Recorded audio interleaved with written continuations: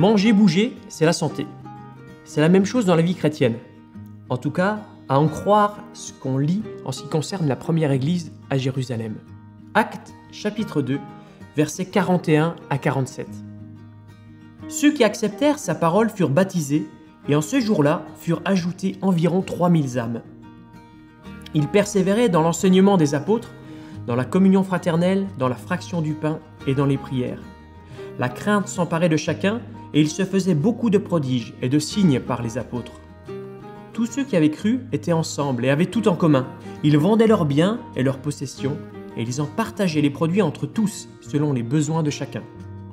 Chaque jour, avec persévérance, ils étaient au temple, d'un commun accord. Ils rompaient le pain, dans les maisons, ils prenaient leur nourriture avec allégresse et simplicité de cœur. Ils louaient Dieu et obtenaient la faveur de tout le peuple. Et le Seigneur ajoutait chaque jour à l'église ceux qui étaient sauvés.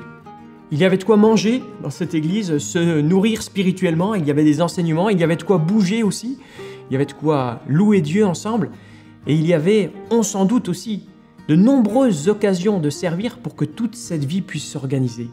D'ailleurs, quand on lit la suite de l'histoire, Actes chapitre 6, on voit que les responsables de l'église ont ressenti le besoin de structurer un peu le service pour que cette église puisse continuer à vivre tout ce qu'elle vivait de manière joyeuse.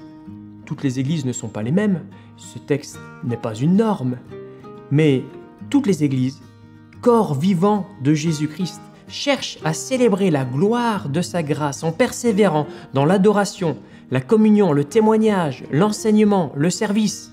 Alors conseil du jour, manger, bouger, c'est la santé. Bouger comment? Va voir les responsables de ton église et demande comment tu pourrais aider à ce que cette vie d'église puisse vivre d'une manière joyeuse. Et puis, exerce tes yeux pour avoir l'habitude.